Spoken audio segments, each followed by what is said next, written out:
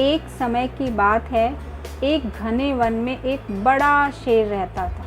वह अपनी भूख शांत करने के लिए प्रतिदिन वन में रहने वाले जानवरों का शिकार करके उन्हें खा जाया करता था। उस शेर से वन में रहने वाले सभी जानवर डर के मारे थर थर काँपते थे। एक दिन वो शेर पूरे वन में भटकता रहा, किंतु उसे शिकार के लिए एक भी जानवर नहीं मिला।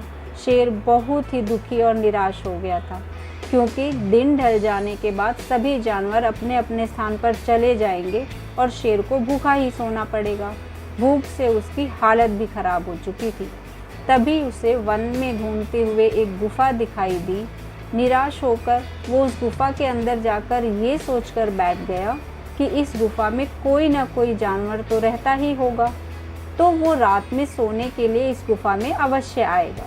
तब मैं उसे मारकर खा लूँगा, जिससे मेरी भूख शांत हो जाएगी। उस गुफा में एक सियार रहता था। जब रात हो गई तो वो लौटकर अपनी गुफा पर आया। उसने गुफा के अंदर शेर के पैरों के निशान देखे, जो कि अंदर जाने के थे, लेकिन गुफा से बाहर आने के निशान नहीं थे।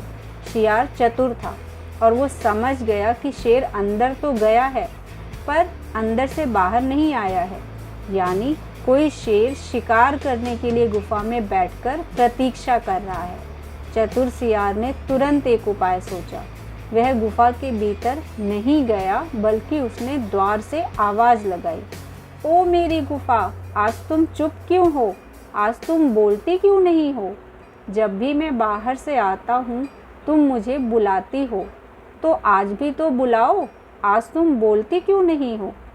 अंदर बैठा नादान शेर सियार की चतुराई समझ नहीं सका और ये सोचने लगा कि हो सकता है ये गुफा प्रतिदिन सियार को आवाज़ लगाकर बुलाती हो, किंतु आज मेरे यहाँ होने पर बोल न रही हो, इसलिए आज मैं ही इसे आवाज़ लगाकर बुला लेता हूँ। ये सोचकर शेर ने ज़ोर से आवाज़ लगाई, आ जाओ मेरे प्रिय मित्र सियार, अंदर आ जाओ। इस आवाज़ को सुनते ही सियार को पता चल गया कि शेर अंदर ही बैठा है। वो तेज़ी से अपनी जान बचाकर वहाँ से भाग गया और इस तरह सियार ने चालाकी से अपनी जान बचा ली।